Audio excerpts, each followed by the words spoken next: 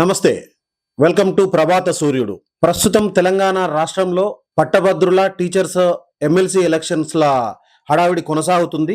ఈ నేపథ్యంలోనే ఉత్తర తెలంగాణకు సంబంధించి Medak, Karimnagar, Nizamabad, Adilabad MLC graduates elections రసవత్తరంగా కొనసాగుతున్నాయి. సో ఇందులో ప్రధానంగా బీజేపీకి చెందినటువంటి కేంద్రంలో అధికారంలో ఉన్న బీజేపీ పార్టీ, రాష్ట్రంలో అధికారంలో ఉన్నటువంటి కాంగ్రెస్ పార్టీ అధికారాన్ని ఎలాగైనా ఎమ్మెల్సీ సీటును దక్కించుకోవాలనే ప్రయత్నం చేస్తుంది. సో ఈ ఎమ్మెల్సీ ఎలక్షన్స్ లో దాదాపుగా 62 మంది క్యాండిడేట్స్ బరిలో ఉన్నారు. సో ఇందులో ప్రధానంగా 2 పార్టీలను మినహాయిస్తే చాలా వరకు స్వతంత్ర అభ్యర్థులు ఇందులో బరిలో నిలబడ్డారు. మరి ఈ స్వతంత్ర అభ్యర్థులకు పార్టీలకు అతీతంగా నిలబడ్డ వాళ్లకు వీళ్ళకి ఎవరి మద్దతు ఉంటుంది?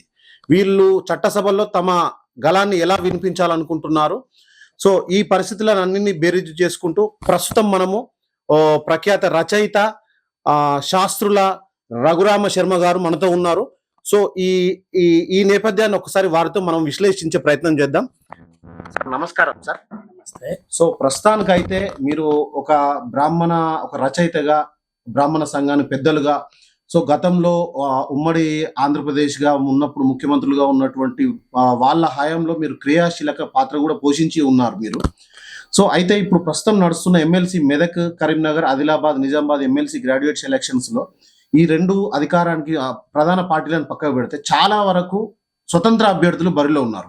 సో ఈ స్వతంత్ర అభ్యర్థులను వీళ్ళు అంటే ఎలా వాళ్ళ చట్టసభల్లో వాళ్ళ గళాన్ని గెలిచి వాళ్ళు చట్టసభలో ఎలా ముందుకు రాణించగలుగుతారు? సో పట్టభద్రులు అంటే కనుక కేవలం ఒక ఉన్నత వర్గాలు, అన్ని వర్గాలకు చెందినటువంటి బీసీ, ఎస్టీ, దళిత సామాజిక వర్గాలకు, అలాగే అగ్రవర్ణాలకు చెందిన పేదలు కూడా ఇందులో ఉంటారు. సో వీళ్ళందరికీ ఇప్పటి వరకు ఎలాంటి న్యాయం జరిగింది? దీనిపై మీరు ఇచ్చే సందేశం ఎలా ఉంటుంది? నేను శాస్త్ర రఘురామ శర్మ, నాది మెదక్ జిల్లా. ఈ రోజుల్లో ఎన్నికలు అనగానే రాజకీయ పార్టీలు ప్రవేశం అత్యవసరంగా ఎవరి పార్టీల కోసం వాళ్ళు పనిచేయడం అనేది సహజమైనటువంటి విషయం. ఎమ్మెల్సీ ఇది ఎగువ సభ.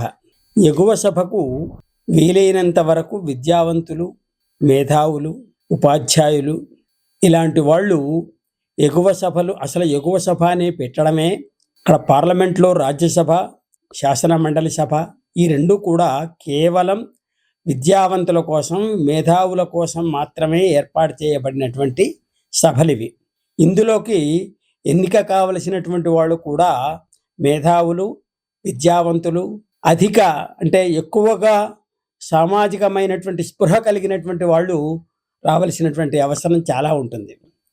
ఎందుకోసం అంటే ఇప్పుడు శాసన సభలో జరుగుతున్నటువంటి ఏవైనా చర్చలు కానివ్వండి, ఏవైనా బిల్లులు కానివ్వండి, లేకుంటే ఏవైనా ఉత్తరోత్తర ప్రజలకు కావలసినటువంటి విషయాలను తీసుకున్నప్పుడు అందులో ఎంతవరకు సబబైనటువంటి విషయాలను మనం ప్రజలకు ఇచ్చినట్లయితే, ప్రజలకు చేరువకు తీసుకొని పోయినట్లయితే బాగుంటుంది అనే విషయాన్ని ఈ విద్యావంతులు, మేధావులైతేనే సక్రమంగా తెలపగలరు. వాళ్ళకు ఒక రకమైనటువంటి క్రియాశీలాన్ని, ఒక రకమైనటువంటి మార్గదర్శకత్వాన్ని ఇయ్యగలరు అనే ఉద్దేశంతో ఈ రాజ్యసభ, ఈ శాసన మండలి సభలను ఏర్పాటు చేశారు. సరే, ఇప్పుడు మన దగ్గర ఇంతకుముందు కూడా ఈ శాసన మండలి ఉండేది.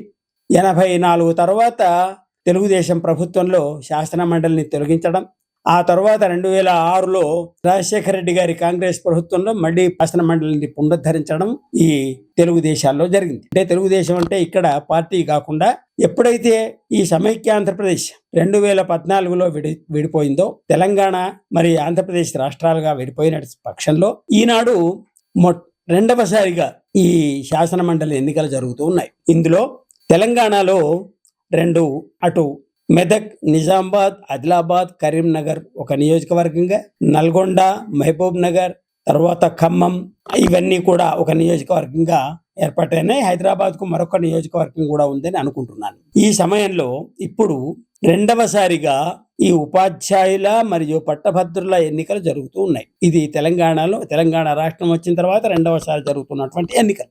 ఇందులో ఎన్నిక అన్నప్పుడు ఎప్పుడైనా ప్రతినిధులు రావడం అనేది సహజం. ఆ తర్వాత పార్టీలు రావడం కూడా సహజం. వారి శాసన మండలిలో కూడా వాళ్ళ యొక్క ఆధిక్యం కోసం వాళ్ళ పార్టీ వాళ్ళు ఎవరి పార్టీ వాళ్ళు నియమించుకొనడం, ఎవరి పార్టీకి వాళ్ళు సపోర్ట్ చేసుకోవడం అనేది కూడా జరుగుతూ ఉంటుంది. కానీ నిజానికి శాసన మండలిలో వీళ్ళు పార్టీలుగా క్యాండిడేట్లను వేసినప్పటికీ కూడా శాసన మండలి ఎన్నికల్లో పార్టీ సింబల్స్ అనేవి ఉండవు. అంటే అక్కడ కూడా వాళ్ళు కేవలం పరోక్షంగా సహకరించడమే కానీ పార్టీల సహకారం అనేది పరోక్ష సహకారం మాత్రమే కానీ పార్టీ పేరుతో ఉండదు. కాబట్టి అందరూ ఇండిపెండెంట్ల కిందికే లెక్క. కేవలం ఏమిటయ్యా అంటే ఎన్నికల్లో మాత్రం వచ్చే ఓటర్ లిస్టులో ఏవైతే పార్టీలు ఉంటాయో ఇది రిజిస్టర్డ్ పార్టీల యొక్క పక్షాన్ని నిలబడుతున్నటువంటి వాళ్ళను కేవలం మొదటి ఆ 2-3 సంఖ్యల్లో వాళ్ళకి ఇస్తారు. మిగిలిన మొత్తం సభ్యులను కూడా వాళ్ళ అక్షర క్రమంలో మనకు దీంట్లో వస్తారు. ఇక ఇప్పుడు ప్రస్తుతం విషయానికి, నిజామాబాద్, మెదక్, కరీంనగర్, ఆదిలాబాద్ ఈ 4 జిల్లాల నుండి జరుగుతున్నటువంటి ఈ ఉపాధ్యాయ తర్వాత పట్టభద్రుల ఎన్నికల్లో సరే వివిధ పార్టీలు పోటీ చేస్తూ ఉండవచ్చు. కానీ పార్టీలతో పాటుగా ప్రజా సంబంధాలను నికషంగా చక్కగా సామాజికమైనటువంటి స్పృహతో పోటీ చేస్తున్నటువంటి వాళ్ళు, అందులో సామాజిక స్పృహతో అనేకమైనటువంటి కార్యక్రమాలను చేసినటువంటి వాళ్ళు కూడా ఇండిపెండెంట్గా పోటీ చేస్తున్నారు. అందులో ముఖ్యంగా మా మెదక్ జిల్లా నుండి పొటంచెరువు నుండి కస్బా శంకర్రావు గారు ఇవాళ ఇండిపెండెంట్గా ఒక విద్యావేత్తగా ఉస్మానియా యూనివర్సిటీ నుంచి పోస్ట్ గ్రాడ్యుయేట్ చేసినటువంటి అభ్యర్థిగా, అంతేకాకుండా ఆ రోజుల్లో చదువుకునే రోజుల్లో కూడా ఆయనకు విద్యార్థుల యొక్క ఎన్నికల్లో స్వయంగా పాల్గొన్నటువంటి వాడిగా అనేక మందిని అతను నాయకులుగా తయారు చేసిన వాడిగా ఆయనకు పేరుంది. అందులో ముఖ్యంగా మన బ్రాహ్మణ సామాజిక వర్గంలో నుండి ఆయన ఈనాడు పోటీ చేస్తూ ఉన్నాడు.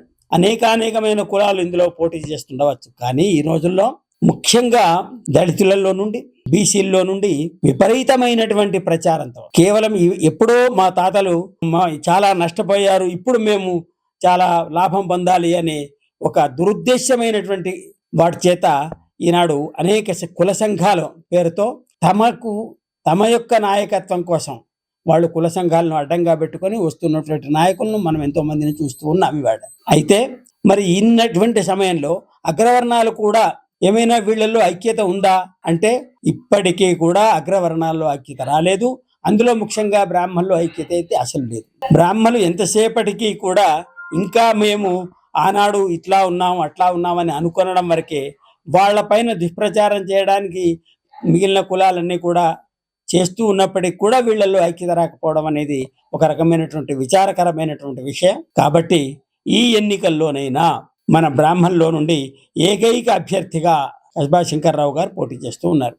ఇంతకుముందు నేను కూడా 2007లో ఎమ్మెల్సీగా కాంటెస్ట్ చేశాను. అప్పుడు నేను టీఆర్ఎస్ పక్షాన ఎమ్మెల్సీగా కాంటెస్ట్ చేశాను. సరే అనేకమైనటువంటి మన లోపాలు కానీ పార్టీ లోపాలు కానీ ఏవేవో వాటిల్లో అలా మనం కేవలం ఆనాడు ఒకటే ఏంటంటే నేను ఉపాధ్యాయ ఎమ్మెల్సీగా కాంటెస్ట్ చేసినాను కాబట్టి ఉపాధ్యాయ నియోజకవర్గాల్లో ఉపాధ్యాయుల్లో ఉన్నటువంటి ఏవైతే సంఘాలు ఉంటాయో ఆ సంఘ నాయకుల తాకిడిని మనం తట్టుకోలేకపోయాం. కానీ ఇప్పుడు ఇది సంఘాలు ఉండవు, పార్టీలు ఉండవు, కేవలం ఇవన్నీ కూడా పరోక్షమైన విషయం. కాబట్టి బ్రాహ్మణులందరూ కూడా ఇప్పటికైనా నా మనవిని మన్నించి మనలో ఐక్యతను సాధిద్దాం. విపరీతమైనటువంటి దుష్ప్రచారం చేత ఈనాడు మనను చాలా తొక్కుదామని ప్రయత్నం చేస్తూ ఉన్నటువంటి కుల సంఘాల నాయకులను మాత్రం ప్రత్యేకంగా పేర్కొంటున్నాను.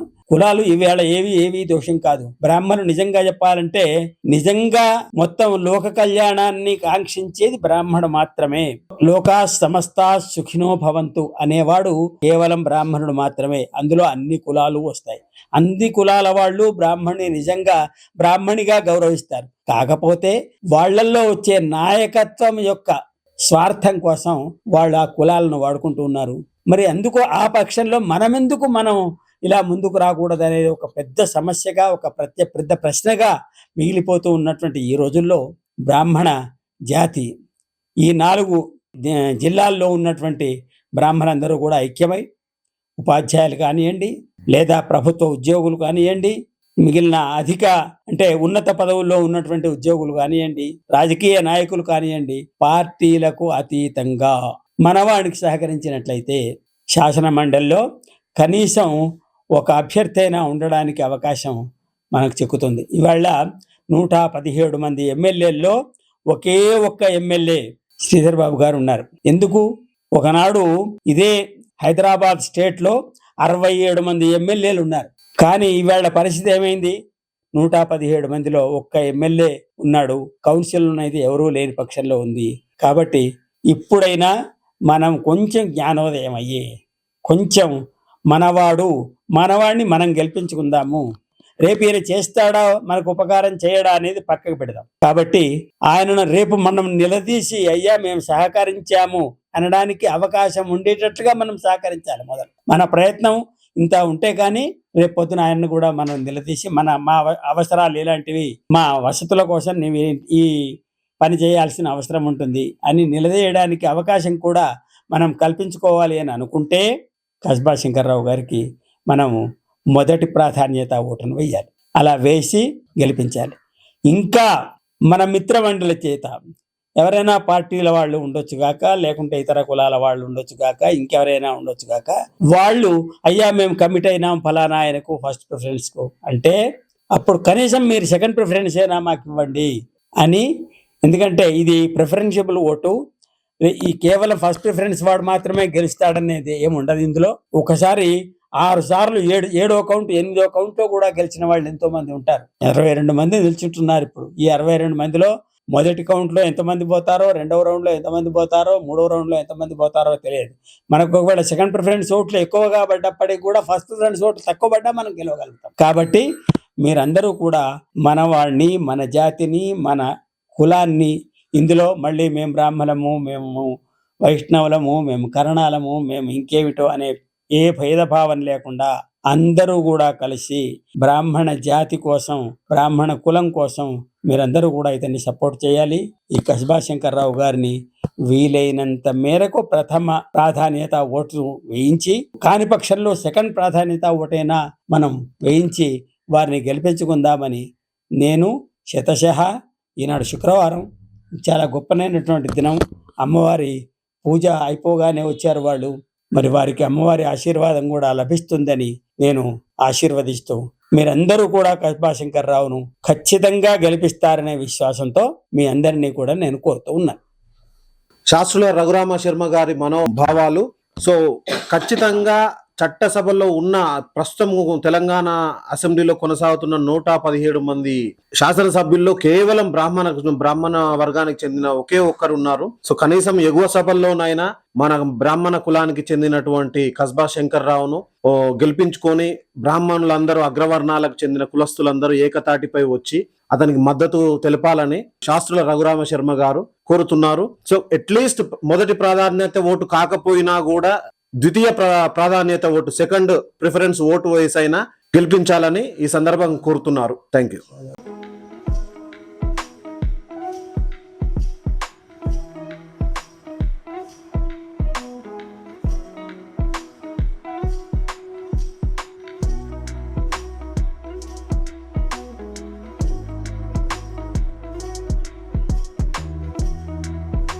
శంకరన్న గెలుపు నిరుద్యోగుల భవితకు మలుపు. ఉమ్మడి మెదక్, కరీంనగర్, నిజామాబాద్, ఆదిలాబాద్ పట్టభద్రుల ఎమ్మెల్సీ ఎన్నికల్లో స్వతంత్ర అభ్యర్థిగా పోటీ చేస్తున్న కస్బా శంకర్రావు గారిని గెలిపించాలని కోరుతున్నాం.